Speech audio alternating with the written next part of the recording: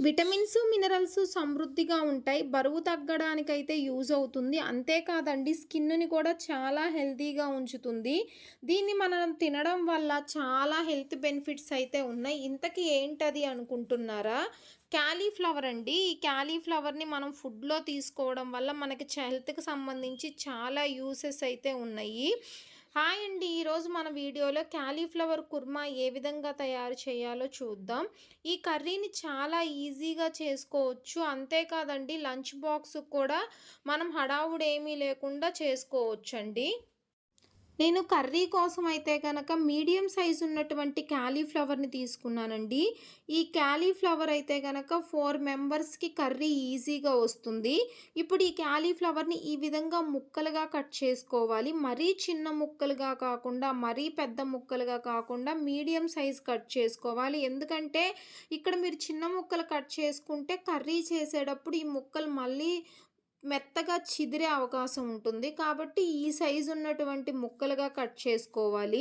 ఇప్పుడు ముక్కలు చేసుకున్నటువంటి క్యాలీఫ్లవరుని పక్కన పెట్టేసి, ఇప్పుడు ఒక గిన్నె తీసుకొని, అందులో 2 గ్లాసుల వాటర్ తీసుకోవాలి. అందులో చిటికెడు పసుపు, ఒక హాఫ్ టీ స్పూన్ సాల్ట్ కూడా వేసేసి, ఈ నీళ్ళని స్టవ్ మీద పెట్టేసి బాగా మరగనివ్వాలి. ఈ నీళ్ళనేవి ఈ విధంగా మరిగిన తర్వాత, మనం కాలీఫ్లవర్ ముక్కల్ని ఈ నీటిలో వేసేసి 2 నిమిషాలు ఉడకనివ్వాలండి. ఇవి 2 నిమిషాలు 2 లేదా ఒక 3 నిమిషాలు ఉడకనిస్తే సరిపోతుంది. ఎక్కువ సేపయితే ఉడికించాల్సిన అవసరం లేదు. ఎందుకంటే ఇలా వేడి నీళ్ళల్లో క్యాలీఫ్లవర్‌ని ఉడికించడం వల్ల అందులో ఏదైనా డస్ట్ గానీ, పురుగులు గానీ అలాంటివేమైనా ఉన్నట్లయితే గనక పోతాయి. కాబట్టి ఇలా వేడి నీళ్ళల్లో ఒక 3 నిమిషాలు ఉడికించేస్తే సరిపోతుంది. 2, 3 నిమిషాల తర్వాత స్టవ్ ఆఫ్ చేసేసి, ఇందులో ఉన్నటువంటి వాటర్ మొత్తం వంపేసేసి, క్యాలీఫ్లవర్ ముక్కలనైతే వేరే గిన్నెలోకి పక్కకు తీసుకోవాలి.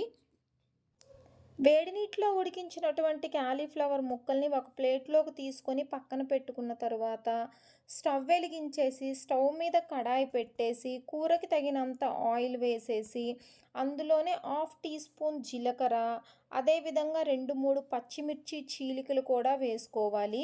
ఈ పచ్చిమిర్చి చీలికలతో పాటుగా సన్నగా తరిగినటువంటి 1 కప్పు ఉల్లిపాయ ముక్కలు కూడా వేసుకోవాలి.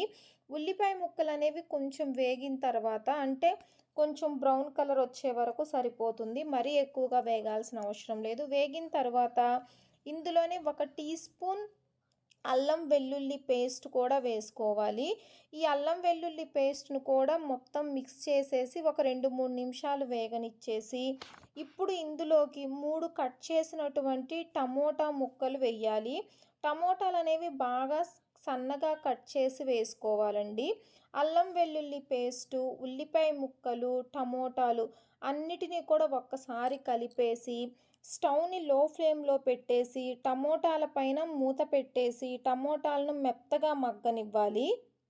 టమోటాలనేవి మెత్తగా మగ్గేలోపు ఒక చిన్న మిక్సీ జార్ తీసుకొని, 1 టీ స్పూన్ పుట్నాల పప్పు, 6, 7 జీడిపప్పు, అదేవిధంగా 2 టీ స్పూన్ల పచ్చి కొబ్బరి ఉంటే పచ్చి కొబ్బరి, లేదా ఎండు కొబ్బరి ఉంటే ఎండు కొబ్బరి, లేదా కొబ్బరి పొడుము ఉంటే కొబ్బరి పొడుము తీసుకోవాలి. నా దగ్గర కొబ్బరి పొడుము ఉన్నది కాబట్టి నేను కొబ్బరి పొడుము తీసుకున్నాను. మీ దగ్గర పచ్చి కొబ్బరి ఉంటే పచ్చి కొబ్బరి, ఎండు కొబ్బరి ఉంటే ఎండు కొబ్బరి తీసుకోవచ్చండి. ఈ మొత్తాన్ని కలిపేసి ఒకసారి మిక్సీ చేసుకోవాలి. మిశ్రమాన్ని చాలా మెత్తగా గ్రైండ్ చేసుకోవాలి. ఇలా మెత్తగా గ్రైండ్ చేసుకున్న మిశ్రమాన్ని పక్కన పెట్టుకొని, ఇప్పుడు టమోటాలైతే బాగా మగ్గిని, ఇందులో పావు టీ స్పూన్ పసుపు, రుచికి సరిపడినంత ఉప్పు, అదేవిధంగా రుచికి సరిపడినంత కారం కూడా వేసుకోవాలి. ఇందులోనే 1 టీ స్పూన్ ధనియాల powder, half teaspoon garam masala, అదేవిధంగా మనం గ్రైండ్ చేసి పక్కన పెట్టుకున్నటువంటి మిశ్రమాన్ని కూడా వేసేసి ఒకసారి బాగా కలుపుకోవాలండి. ఈ విధంగా 3 నిమిషాలు కలుపుతూనే ఉండాలి. ఈ విధంగా 2, 3 నిమిషాలు కలిపితే మసాలా మొత్తం కూడా కొంచెం వేగుతుంది. ఈ విధంగా 2, 3 నిమిషాలు కలిపిన తర్వాత ఇందులో ఇప్పుడు మనం ఉడికించి పక్కన పెట్టుకున్నటువంటి ఏదైతే క్యాలీఫ్లవర్ ముక్కలు ఉన్నాయో ఆ క్యాలీఫ్లవర్ ముక్కల్ని ఇందులో వేసేసుకోవాలి.